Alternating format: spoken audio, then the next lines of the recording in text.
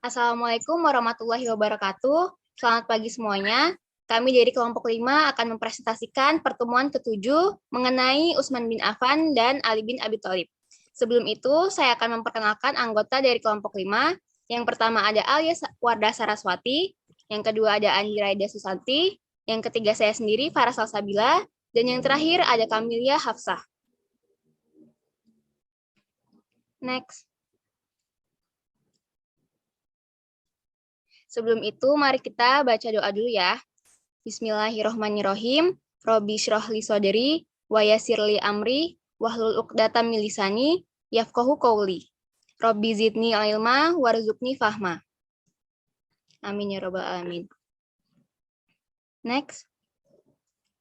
Yang pertama ada Khalifah Utsman bin Affan. Proses pengangkatan Utsman bin Affan merupakan khalifah ketiga pada awal Muharram 24 Hijriah atau 644 Masehi. Utsman bin Affan dipilih sebagai penerus Khalifah Umar bin Khattab menjelang wafatnya oleh hasil musyawarah Dewan Formatur atau Dewan Syura. Harapan dari Khalifah Umar adalah bahwa panitia atau dewan harus memilih salah satu dari mereka, seorang calon yang akan diterima oleh semua anggota dan oleh semua umat Islam. Sebelumnya, Khalifah Umar bin Khattab sudah menetapkan 6 atau 7 orang sahabat yang menjadi anggota tim Dewa Syura untuk membentuk khalifah. Sidang ini berjalan selama 3 hari, tetapi pada hari terakhir Abdurrahman bin Auf, Zubair bin Awam, Sa'ad bin Abi Waqqas, dan Talha bin Ubaidillah mengundurkan diri dari pencalonan sehingga tersisa Utsman dan Ali. Setelah itu, mereka sepakat untuk memilih Utsman bin Affan sebagai khalifah karena usianya lebih tua dari Ali saat pemerintahan Islam telah betul-betul mapan dan terstruktur. Pusat pemerintahan Utsman bin Affan ada di Madinah. Next lagi. Ini dia ada 6 atau 7 orang tim formatur yang calon khalifah berikutnya. Ada yang pertama Utsman bin Affan, yang kedua Ali bin Abi Thalib, yang ketiga Talha bin Ubaidillah, yang keempat Al-Zubair bin Al-Awam, yang kelima Abdurrahman bin Auf, yang keenam Sa'ad bin Abi Waqqas, dan yang terakhir ini menurut pendapat ada Abdullah bin Umar. Next. Kebijakan Khalifah Khalifah Utsman bin Affan. Yang pertama ada ekspedisi militer. Pada tahun ke-24 Hijriah, Utsman mengirimkan pasukan yang dipimpin Al-Walid bin Aqobah. Mereka bergerak menuju negeri di utara, khususnya Azerbaijan dan Armenia. Para pemimpin dari dua negeri itu telah mengkhianati perjanjian dengan kaum muslimin pada era Umar bin Khattab. Betapa takutnya penduduk Azerbaijan dan Armenia begitu mendengar kabar kedatangan bala tentara muslimin. Mereka sendiri tahu dalam hal perjanjian tersebut, para pemuka merekalah yang bersalah. Maka pasukan yang dikirim Khalifah Utsman itu tidak melakukan sesuatu pertempuran. Sebab penduduk setempat sudah mengaku takluk. Pada tahun ke-26 Hijriah, sebanyak 3.000 orang pasukan muslimin dapat menaklukkan Sabur. Mereka dipimpin Utsman bin Abil Ash. Setahun kemudian, Khalifah Utsman mengamanatkan kepada Abdullah bin Sa'ad bin Abi Sarah untuk menaklukkan Afrika Utara. Dalam pertempuran itu, Jarjir, sang raja Berber, berhasil ditumpas. Sesudah penaklukan Afrika Utara, kaum muslimin menargetkan pembebasan Andalusia atau Spanyol. Pada tahun ke-28 Hijriah, pasukan muslimin yang dipimpin Muawiyah bin Abi Sufyan dapat menaklukkan Pulau Siprus. Setahun berikutnya, Abdullah bin Amir memimpin pasukan hingga menguasai wilayah kerajaan Persia. Pada tahun ke-30 Hijriah, Tibristan dapat dikuasai. Pada tahun ke-31 Hijriah, pecah peperangan Zati Sawari. Lalu tahun berikutnya, Muawiyah bin Sufyan mencoba menyerang daerah-daerah kejajahan Romawi. Pasukannya sampai pula ke Konstantinopel. Wilayah Islam dalam ekspedisi militer ini meliputi Armenia, Tunisia, Persia, Tripoli, dan Siprus. Selanjutnya, pembukaan Al-Quran dan pembukaan mushaf. Pada masa pemerintahan Khalifah Utsman bin Affan, wilayah Islam semakin luas dan para qurra pun tersebar di berbagai wilayah. Para qurra mengajarkan bacaan Al-Quran dengan bacaan qiraah yang berbeda-beda sehingga terjadilah perbedaan bacaan Al-Quran di kalangan umat Islam. Pada suatu waktu, para pemeluk Islam dari berbagai wilayah bertemu dalam Perang Armenia dan Azerbaijan dengan penduduk Irak. Di antara orang-orang tersebut, dalam pertemuan itu mereka mengetahui adanya perbedaan Al-Quran.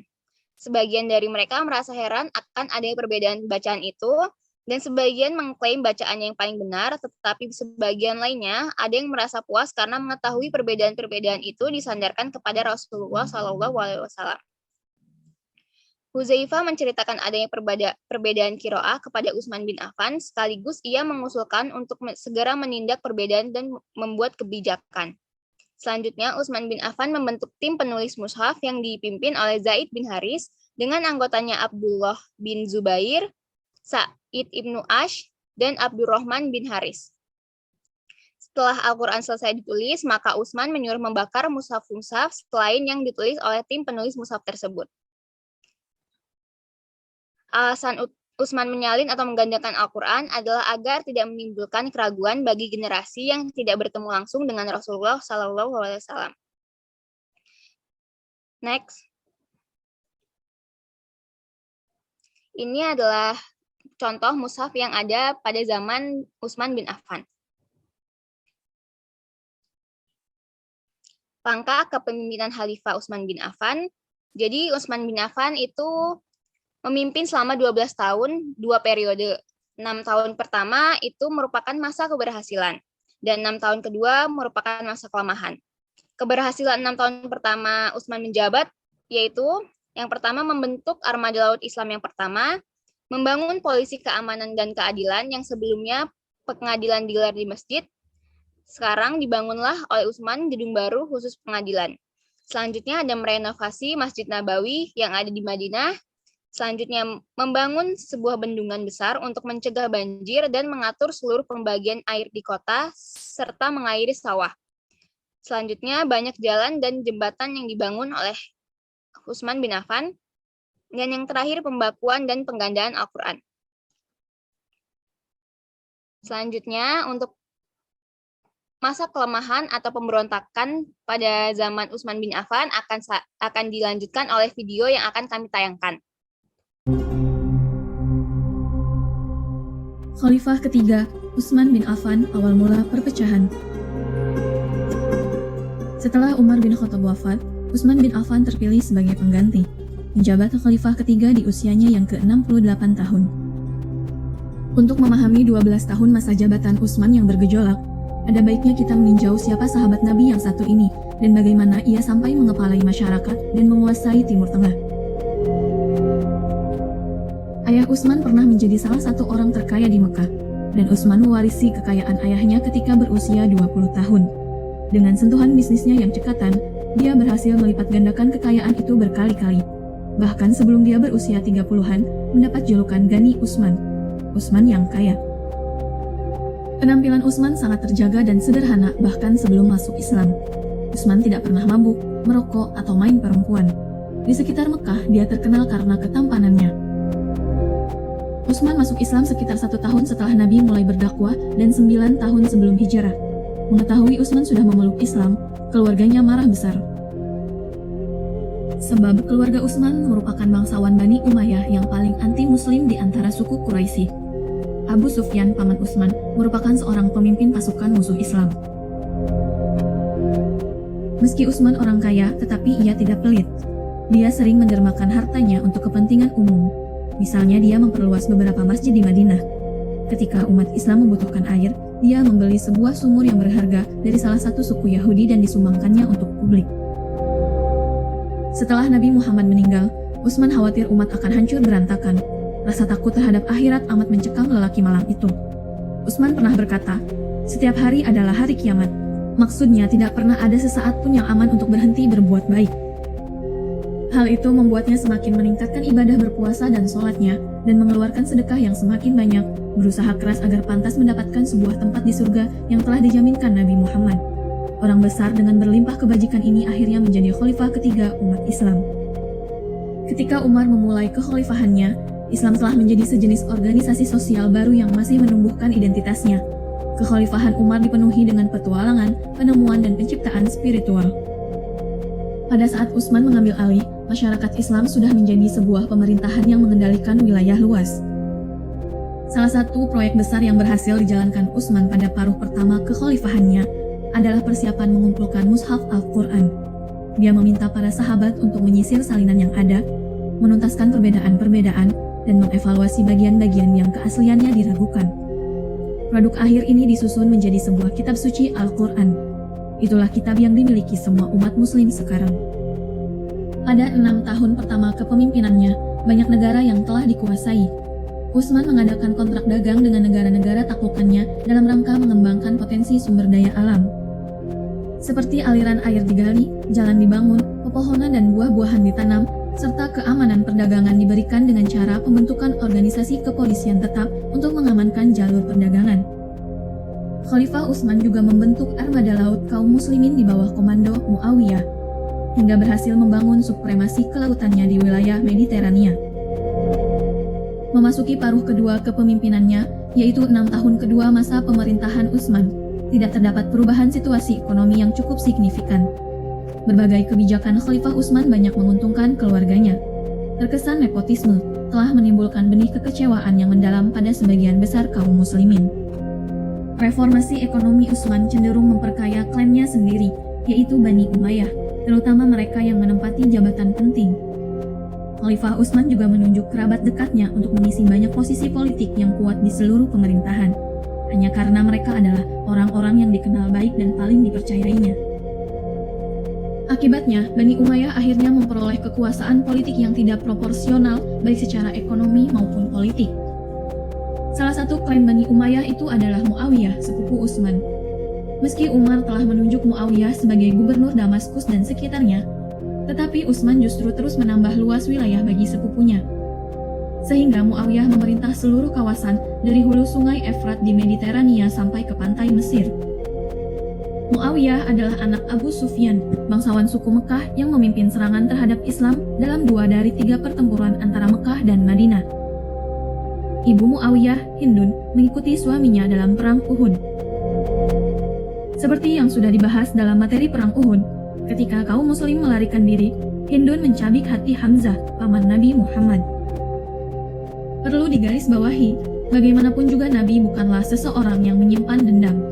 Setelah seseorang memeluk Islam, dia akan menjadi bagian dari keluarga, dan begitu pula dengan Bani Umayyah. Nabi berpikir Muawiyah memiliki potensi dan terus dekat dengannya setelah dia masuk Islam.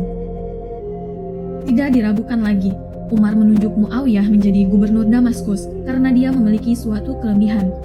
Tapi mungkin Umar seharusnya berhenti sejenak untuk memikirkan mengapa Muhammad sangat menjaga kedekatan dengan Muawiyah. Begitu ditempatkan di Damaskus, Muawiyah mencurahkan kecemerlangannya untuk menyusun tentara yang setia kepada dirinya sendiri. Ini akan memiliki konsekuensi suram setelah kematian Utsman yang tak terduga.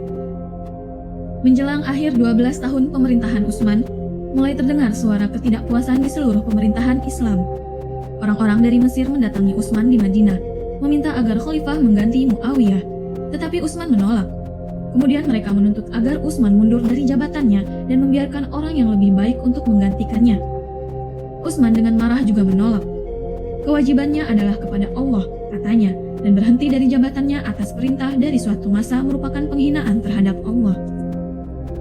Beberapa ulama Sunni seperti Ibnu Qutaibah, Ali bin Burhanuddin al-Halabi, Ibnu Abi al-Hadid, dan Ibnu Manzur melaporkan bahwa ada beberapa sahabat terkemuka bersama mereka yang secara terbuka menentang dan meminta Utsman untuk mundur. Alasannya, Utsman sudah tidak tegas dan banyak melakukan nepotisme. Thalha, Zubair bin al-Awam, dan Aisyah, istri Nabi, termasuk di antara mereka yang memimpin para pemberontakan. Pada 36 Hijriah, di luar rumah Utsman, para pemberontak merusak pintu rumah Utsman dan menerobos masuk dengan tempik sorak yang riuh. Mereka menemukan khalifah di ruang kerjanya. Dalam temaram lampu kecil yang berkedip-kedip milik pria usia sekitar 80 tahun itu, mereka memukul pemimpin mereka sendiri sampai mati. Selama 4 hari amuk massa membanjiri kota, warga Madinah memilih untuk berdiam diri di rumah-rumah mereka, menunggu kekerasan mereda. Bahkan ketika keributan menyurut, para pemimpin massa mengatakan mereka tidak akan keluar kota sampai khalifah baru diangkat, seseorang yang bisa mereka percaya. Dalam kondisi itu, semua pikiran berpaling pada satu kandidat yang telah dilewatkan dari waktu ke waktu, orang yang oleh sebagian selalu disebut sebagai satu-satunya penerus Nabi yang sah. Dia adalah Ali bin Abi Thalib, menantu Muhammad. Awalnya Ali menolak kehormatan itu. Tentunya ini adalah suatu yang aneh bagi Ali. Selama 25 tahun yang menyiksa dia, pasti telah merasa seperti sedang menonton kapal hanyut. 3 kali, umat telah menolak kepemimpinannya ketika dia masih memiliki jiwa muda, memiliki kekuasaan untuk meluruskan berbagai hal. Sekarang ketika keadaannya sudah begitu kacau, setelah kaum muslim membunuh khalifah mereka sendiri, ketika penggantinya akan menghadapi tantangan yang sangat berat, sekarang umat berkata, ambil roda kemudinya Ali, jadilah nahkoda untuk perahu yang sedang terkena badai ini.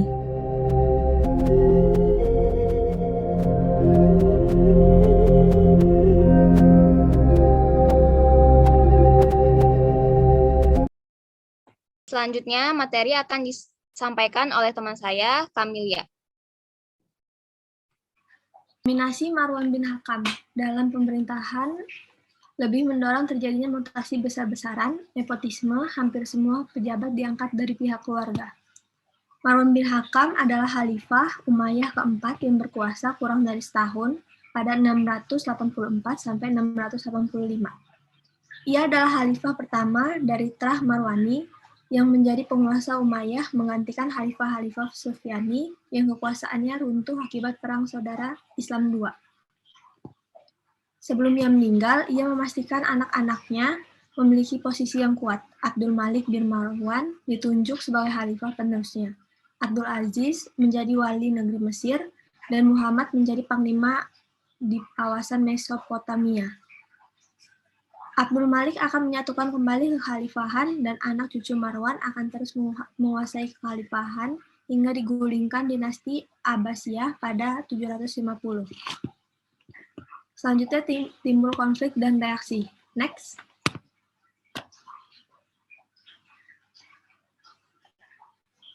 Next. Ya.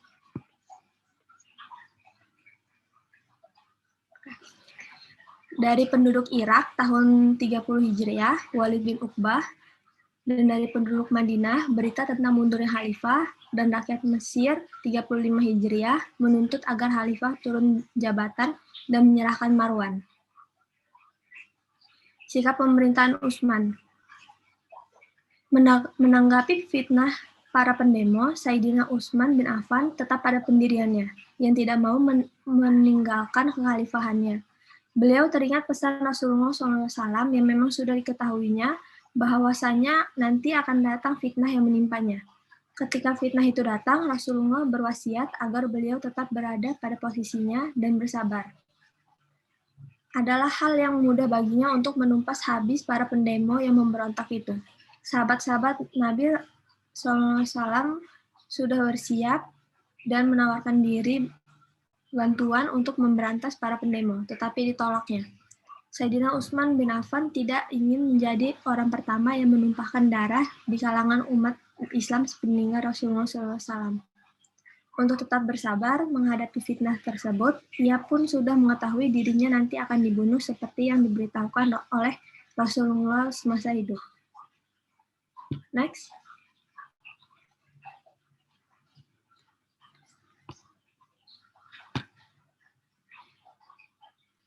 Cerita meninggalnya Utsman bin Affan. Seakan tidak mau kalah, para pendemo terus-menerus melancarkan aksinya melakukan pengepungan sampai berlanjut hingga 40 hari.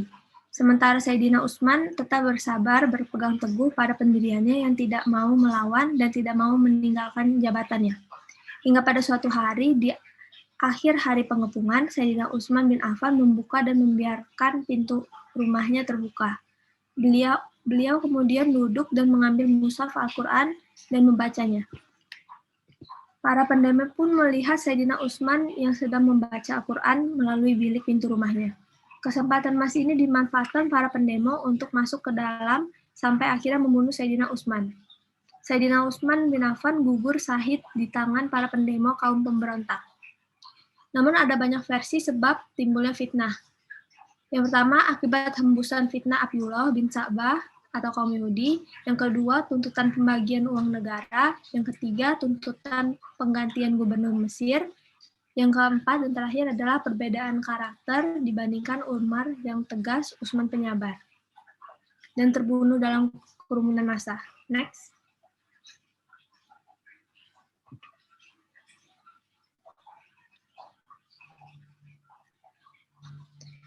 Pembunuhnya.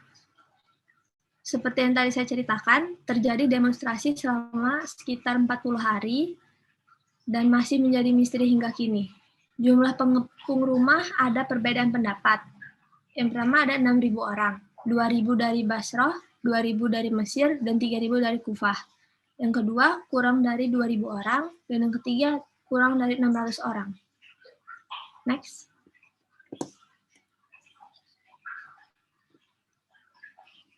Dugaan pembunuhnya.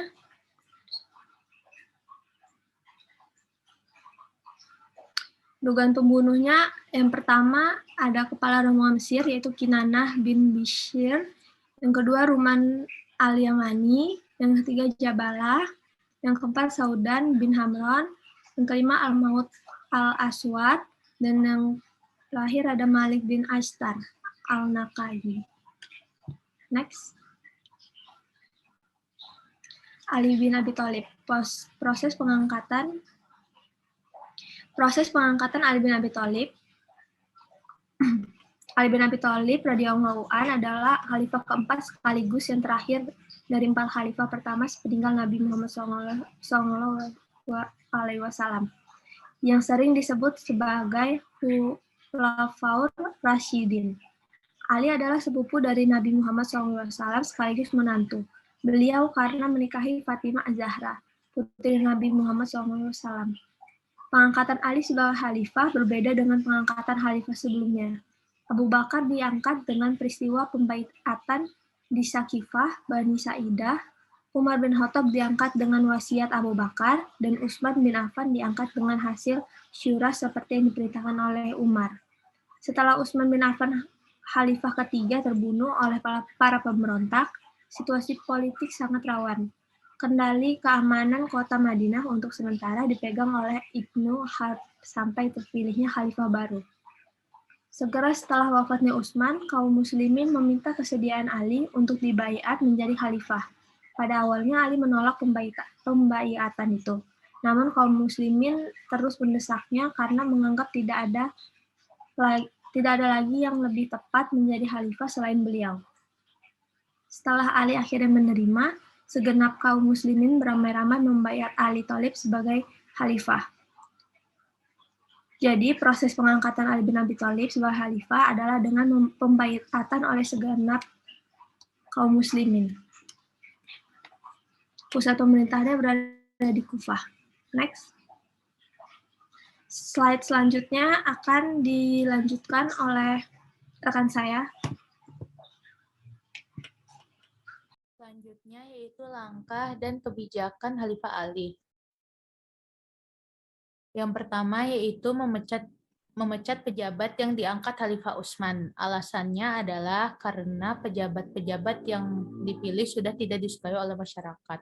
Karena pejabat yang sebelumnya kebanyakan berasal dari keluarga Utsman bin Affan, yaitu Bani Umayyah, maka banyak kalangan Bani Umayyah yang tidak suka dengan Ali bin Abi Thalib. Yang kedua yaitu mengatur tata laksana pemerintahan. Yang ketiga yaitu memindahkan pusat pemerintahan dari Madinah ke Kufah.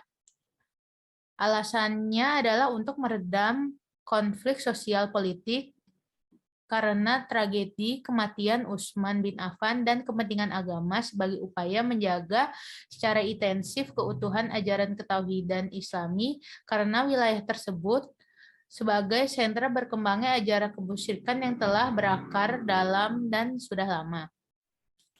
Yang ketiga yaitu mengambil tanah yang dibagikan Khalifah Utsman karena tanpa ada alasan yang jelas. Tanah yang akan diambil oleh Ali akan dialokasikan untuk kepentingan negara. Hal tersebut dikarenakan saat Utsman menjabat sebagai khalifah, Utsman sering memberikan tanah dan harta kepada kerabat-kerabatnya. Lalu yang terakhir, kaum muslimin mendapat tunjangan dari Baitul Mal secara adil dan rata.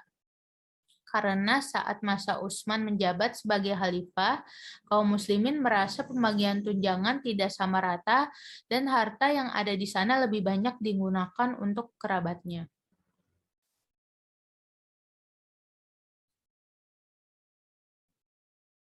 Nah, ini adalah lokasi Kufah. Nah, ini adalah Kufah yang berada di Irak.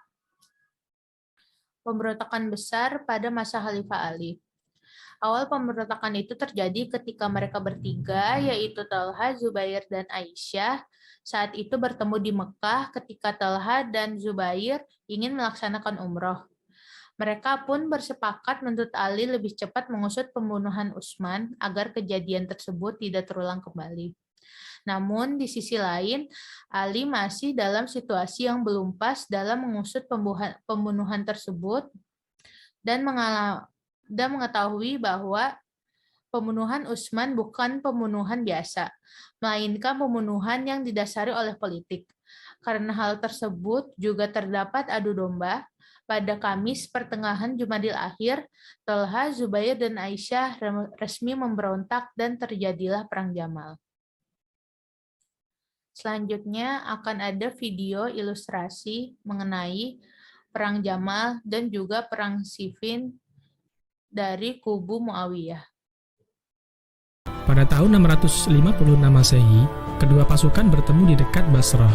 Sahabat Talha, Zubair, dan Ummu Aisyah menemui Khalifah Ali bin Abi Thalib.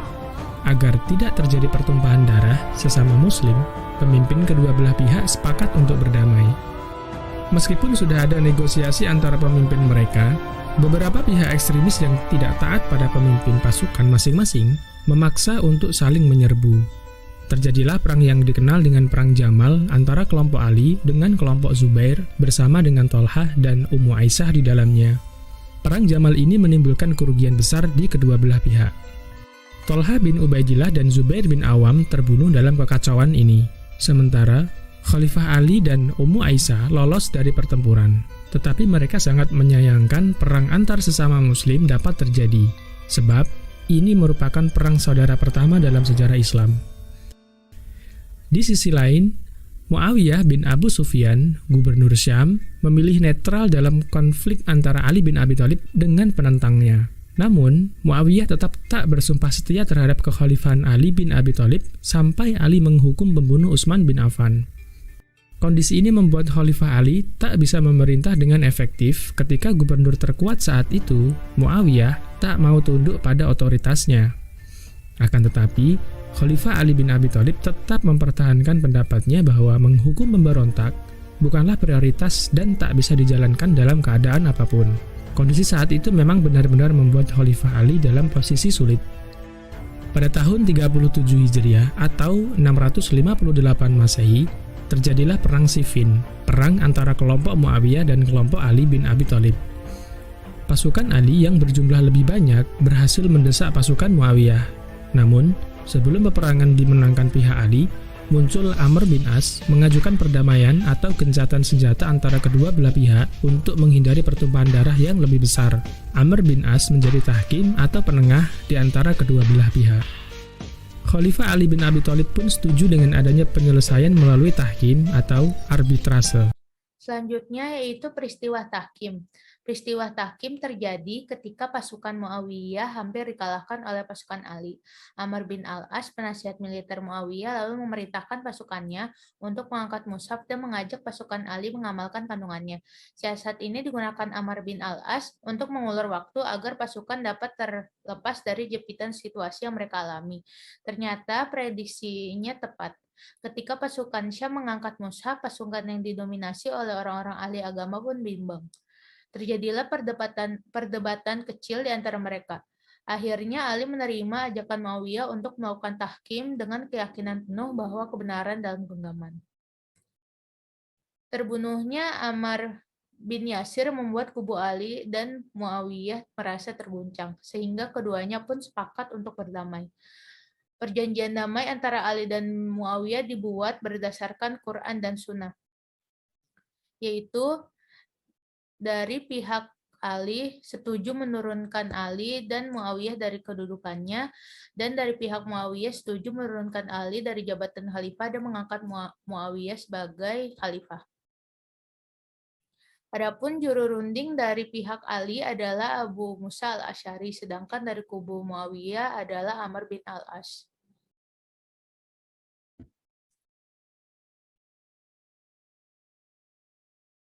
Nah, ini adalah lokasi perang Siffin yang tadi sebelumnya ada di video ilustrasi tadi. Selanjutnya akan dijelaskan oleh rekan saya, yaitu Andi Raida. Selanjutnya ada pasca Tahkim. Peristiwa Tahkim terjadi ketika pasukan Muawiyah hampir dikalahkan oleh pasukan Ali. Amir bin al-As, penasihat militer Muawiyah, lalu memerintahkan pasukannya untuk mengangkat mushaf dan mengajak pasukannya Ali mengamalkan kandungannya. Siasat ini digunakan Amir bin al-As untuk mengulur waktu agar pasukannya dapat terlepas dari jepitan situasi yang mereka alami. Ternyata prediksinya itu tepat. Ketika pasukan Syam mengangkat mushaf, pasukan yang didominasi oleh orang-orang yang ahli agama pun bimbang. Maka terjadilah perdebatan kecil di antara mereka. Akhirnya, Ali menerima ajakan Muawiyah untuk melakukan tahkim dengan keyakinan penuh bahwa kebenaran dalam genggamannya. Terbunuhnya Ammar bin Yasir membuat kubu Ali dan Muawiyah merasa terguncang, sehingga keduanya pun sepakat untuk berdamai. Perjanjian damai antara Ali dan Muawiyah dibuat berdasarkan Al-Quran dan Sunnah. Adapun juru runding dari pihak Ali adalah Abu Musa Asy'ari, sedangkan dari kubu Muawiyah adalah Amir bin As. Selang beberapa tahun setelah perundingan tersebut, kelompok yang merasa tidak puas dengan Ali merencanakan pembunuhan terhadap sang khalifah. Sang khalifah itu diserang oleh seorang Khawarij bernama Abdurrahman ibn Muljam. Nah, setelah itu muncullah kelompok Syiah, yaitu pendukung setia Ali. Nah, aliran Syiah ini muncul pada akhir masa jabatan Utsman bin Affan, kemudian tumbuh dan berkembang pada masa pemerintahan Ali bin Abi Thalib. Kepemimpinan Ali dalam pandangan Syiah tersebut sejalan dengan isyarat yang diberikan Nabi SAW. Pada awal kenabian, ketika Nabi Muhammad diperintahkan menyampaikan dakwah ke kerabatnya, yang pertama menerima adalah Ali bin Abi Thalib. Diceritakan bahwa Nabi pada saat itu mengatakan bahwa orang yang pertama menemui ajakannya akan menjadi penerus dan pewarisnya. Selain itu, sepanjang kenabian Muhammad, Ali merupakan orang yang luar biasa. Dan kelompok kedua itu adalah Khawarij, yaitu golongan yang keluar dari mendukung Ali berbalik musuhnya. Khawarij ini penyebutan atas suatu kelompok yang menolak arbitrase yang digunakan oleh Muawiyah dalam perang Siffin. Kelompok ini memiliki pandangan bahwa saat Ali menerima arbitrase yang diajukan oleh Muawiyah, maka ia telah melakukan dosa besar. Oleh karena itu, Ali dianggap kafir dan darahnya halal untuk dibunuh. Tak hanya Ali, semua orang yang mereka anggap telah melanggar ajaran Islam masuk ke dalam golongan kafir, termasuk golongan diantaranya Muawiyah bin Abi Sufyan, Amir ibn al-As, serta Abu Musa al-Asy'ari. Next.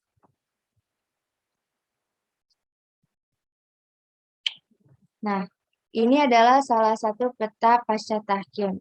Yang kanan ini adalah lokasi Masjid Kufah dan yang kiri ini adalah Basrah. Selanjutnya, next, akan ada penayangan video. Kelompok penentang Berikut Ali bin videonya. Abi Thalib tersebut dijuluki Khawarij, yang artinya orang yang meninggalkan.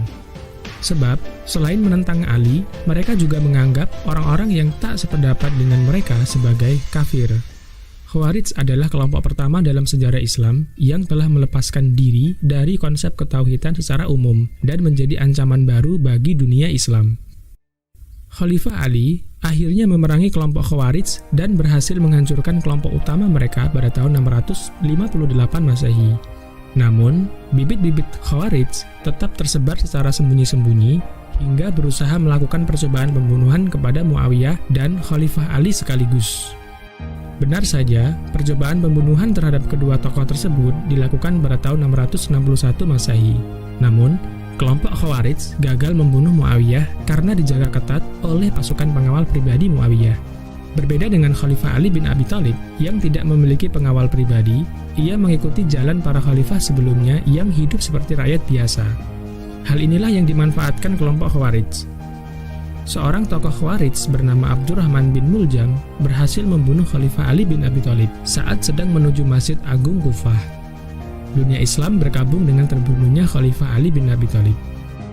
Lalu, putra Ali bin Abi Thalib diangkat menjadi khalifah. Ia adalah Hasan bin Ali atau saudara kembar Husain bin Ali. Wafatnya Khalifah Ali bin Abi Thalib masih menyisakan perselisihan antara pendukungnya dengan pendukung Muawiyah di Syam. Khalifah Hasan bin Ali melihat keadaan yang tidak menentu antara sesama muslim, di mana kaum muslimin telah lama bertikai antara sesama mereka sendiri sejak wafatnya Utsman bin Affan. Ia melakukan hal luar biasa dalam sejarah kepemimpinan Islam.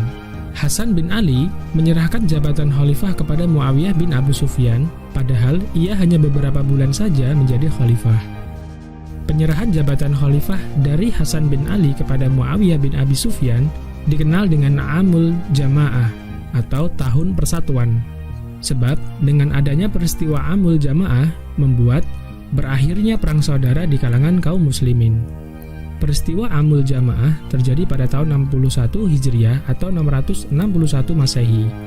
Sejak saat itulah, secara resmi kekhalifahan berpindah ke tangan Muawiyah bin Abu Sufyan, sekaligus pindahnya pusat kekhalifahan Islam dari Kufah ke Damaskus yang berada di Syam.